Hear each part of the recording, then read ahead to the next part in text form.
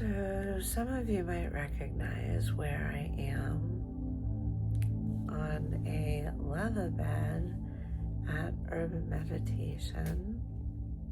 I wasn't planning to be here today, but I ended up having to run an errand around 4 o'clock after having what was a mostly nice day until my doorbell rang, and it was United States Postal Service needing me to sign.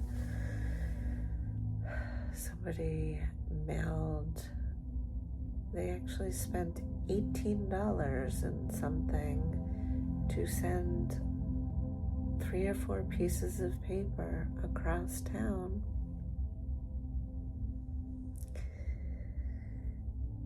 Absolutely ridiculous.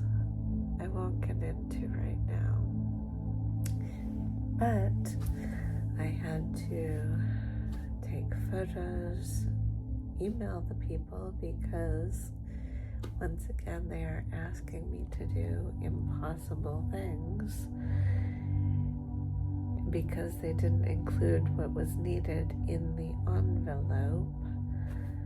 And so then I called them instead of just emailing, because it's Friday. I was really hoping to get this taken care of, but can't because they continue to only provide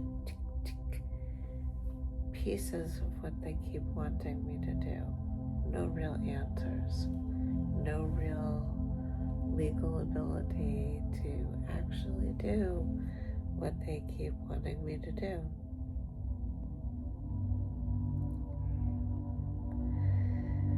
So I was feeling a little stressed. I called a couple friends thinking maybe while I'm out we'll just get together, maybe even have happy hour. People do that. I haven't done it in a long time, because it's not how my life has been lately.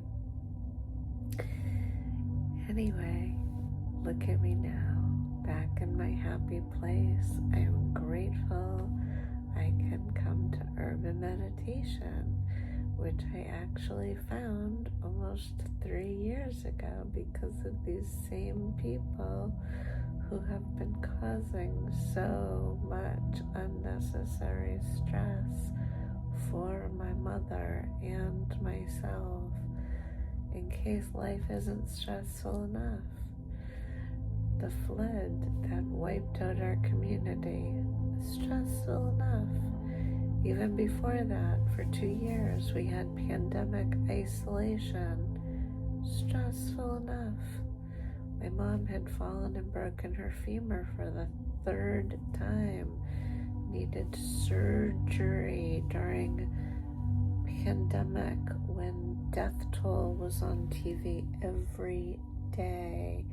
My mom was on the floor in so much pain, begging me just to pick her up. She did not want me to call an ambulance. She was more afraid of going to the hospital than the pain she was in. But I know, because I had seen her through 2 broken legs already and many other things, I could tell this was serious. So thankfully I had already ordered masks. I got a mask for my mom. I had to call the ambulance. I felt so terribly for her, but for both of us, because I felt terribly having to send her into the pandemic, but I promised I would be right behind her. And she was clearly also confused. She might have hit her head again, which she hit her head very badly when she broke her femur in 2016 and gave herself vertigo. But in 2020, she couldn't understand how the EMTs got their ambulance in the kitchen, and she kept saying, I don't know where the papers are. I don't know where the power of attorney papers are. I don't know what. She was very confused and traumatized.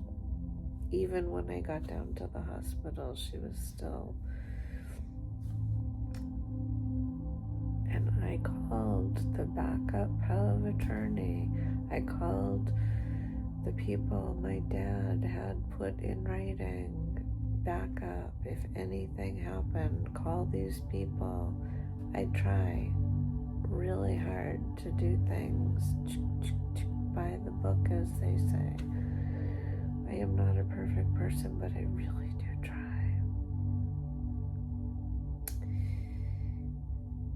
I was really disappointed. One of my uncles up in Massachusetts during the pandemic told me he didn't want the job. He had already been contacted, and again, maybe a story for another day. Anyway, it has been years of stress. People intentionally interfering, making very complicated life challenges unnecessarily more complicated. And they do it intentionally to try and profit themselves. It's illegal. It's exhausting. Ultimately, it's very, very sad. It's sad because I want to believe there are good people in this world. Because I know there are.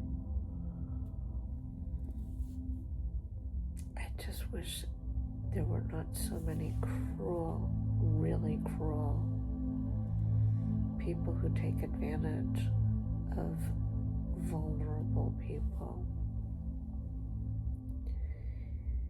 Anyway, after the flood, it was 2 years after I was caregiving my mom in her wheelchair, and I had been praying a lot. Again, another story for another day, because there are miracles in this story that have kept me alive. Some of you know, after I published the book, What Does Your Garden Grow, in memory of my dad, some of you know, I got the letter from the Vatican, the Pope praying for my dad by name, thanking me for the copy of the book I sent him.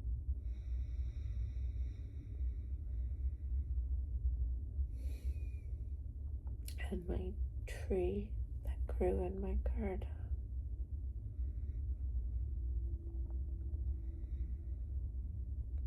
But I found urban meditation because there was a pack-in post next door, and I really had just decided I was going to try and replenish my scholarship funds, open my tiny nonprofit again. Had to get a business address, and the post offices were closed. Pack-in post was open. Got the address, walked out. The door was open. What is this urban meditation?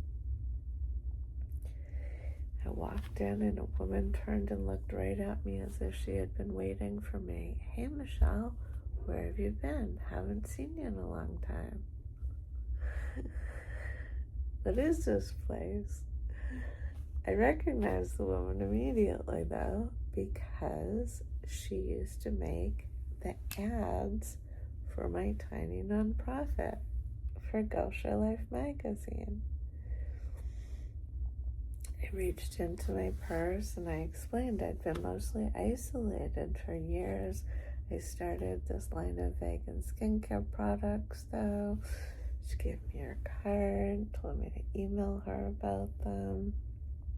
Long story short, she convinced me to try a meditation. She's like, this place is amazing.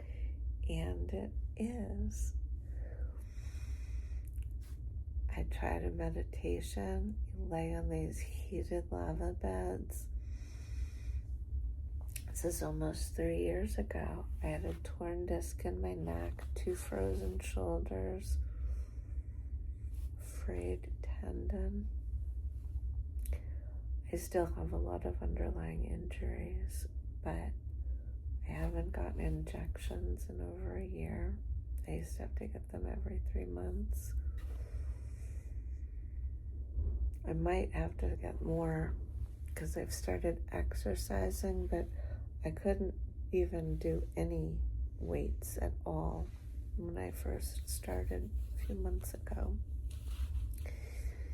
I can feel the injuries still, but I'm trying very hard not to let it stop me from making little progress.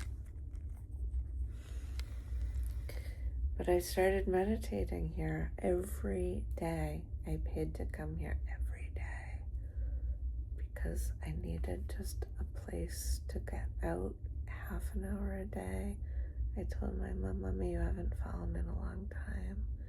Just be careful. I gotta just start getting out, interacting with people again. Because I realized what happens when you get isolated, when people intentionally isolate you.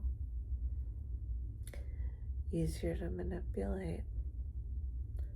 Totally oblivious to what people were doing. Heartbreaking.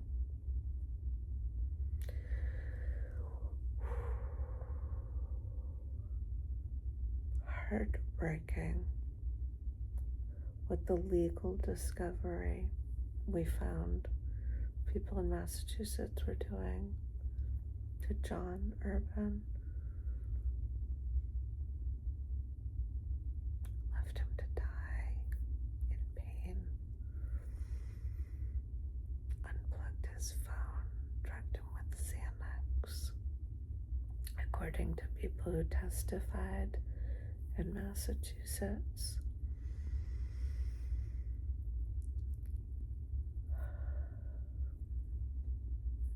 His tenants upstairs called 911 twice to try and save him. Shannon O'Connor, under oath, testified that the Emerson's receptionist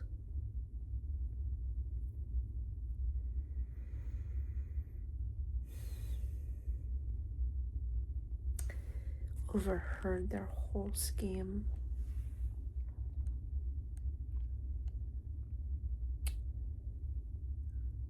It's so sad what they did to a World War II naval officer just to steal his money, just because their son was a heroin addict who was in prison for raping a child and had a child of his own with a drug-addicted prostitute. How is any of this possible? It was not even remotely something I thought like anybody I would know, even remotely. But this is the world. So many people end up with drug addictions, which is hard enough, but then, oh my God, what they do. They targeted John, tricked him into flying back to Massachusetts just so they could steal his money. Isolated him, and according to a woman I have never met, Her name's Teresa Primo. She filed a report with Old Colony Elder Services that I did not know she filed until after John was dead. And we got the discovery because we got all of the medical records, bank records showing all of the money the Emersons wrote to themselves, to their accomplices, all their family members, $15,000 checks, and more, wire transfers, unbelievable, forged documents, heartbreaking stuff. And if Old Colony ever even bothered to call my parents or I, we could have fixed everything. It was a month before I flew up to check on John, and I filed my own report with Old Colony. They didn't even tell me. Oh, interestingly enough, someone else filed a report a month ago. And John said he wanted to go back to Naples to live with you and your parents, where he lived for 20 years. That was in the report. It actually said John wanted to go back to Naples and work with Michelle in Essential Art, which I was impressed he even remembered the name of my nonprofit. Anyway, this is not what I intended to make this video about. There's just so much I have been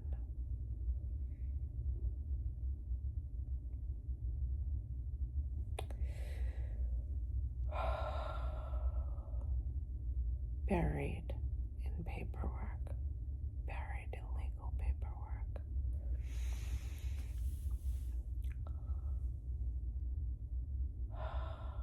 And threats. People setting off alarms on my house. People we were supposed to trust now trying to take advantage of my mom and I.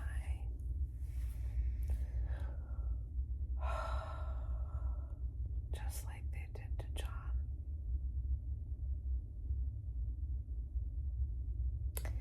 And so that's why I had to run an errand across town tonight and stopped in to meditate. And I'm so glad I did, because the meditation was, what does that say? Anger and pressure release. What are the chances? That's exactly what I needed to hear. And it was all about focus on painting. And that's what I'm going to do, instead of allowing other people to misrepresent reality. I just need to not let them destroy my peace in what I know to be true. And I have all the evidence to back it up. I just wish I didn't have to keep working so hard to prove how much better life could be if we could all just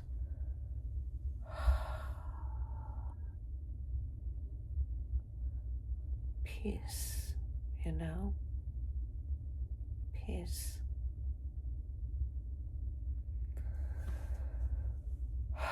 Just peace.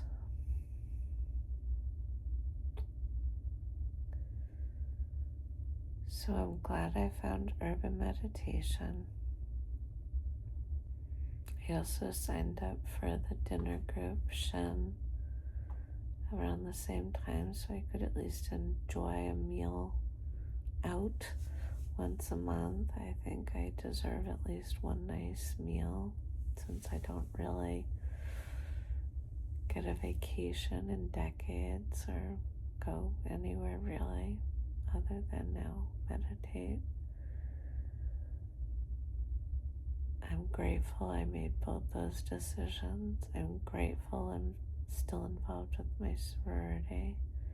After a year of meditating, when I was looking for more legal documents because I had to, I actually found a bag of paints, and I, was in a better place and started painting my Zen garden treasures. Then I found the old gold leaf that I bought for my illuminated letters for the book, What Does Your Garden Grow? And I illuminated the Zen garden treasures. And I sold them at Urban Meditation with the books. And then we had a fundraiser. It's almost 2 years ago now. It was my birthday, I think. We had a fundraiser. And thankfully, they needed more help. And I needed to get out more. So you see me here. You can now buy a lava bed because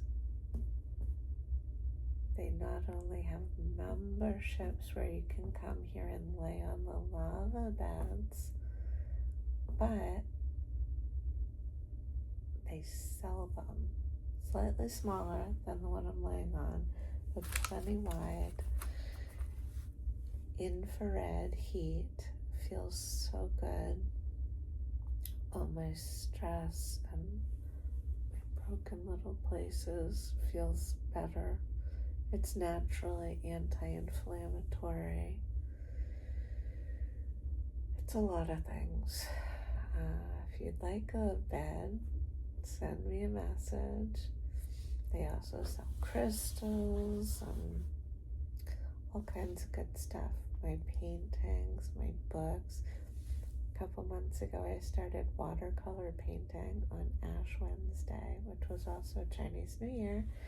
And we had an event at the Perry Hotel.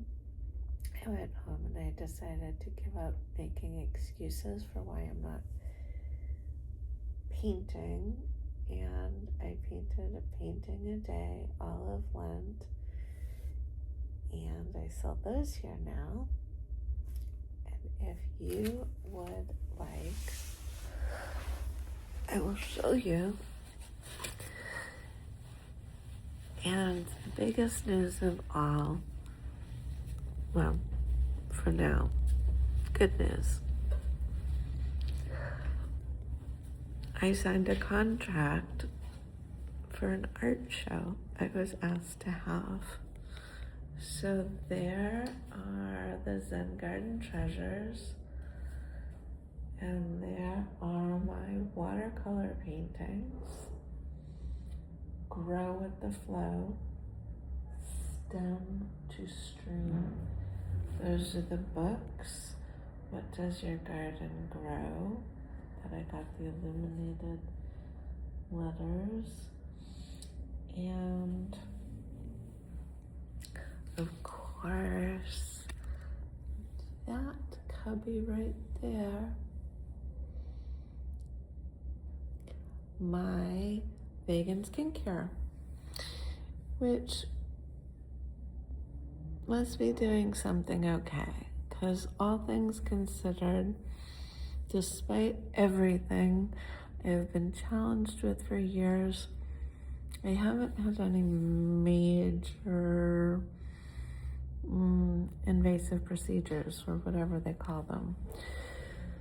But I do try and stay as healthy as possible and prevent problems. And okay, back to reality. See, come try urban meditation's lava beds. You will feel better.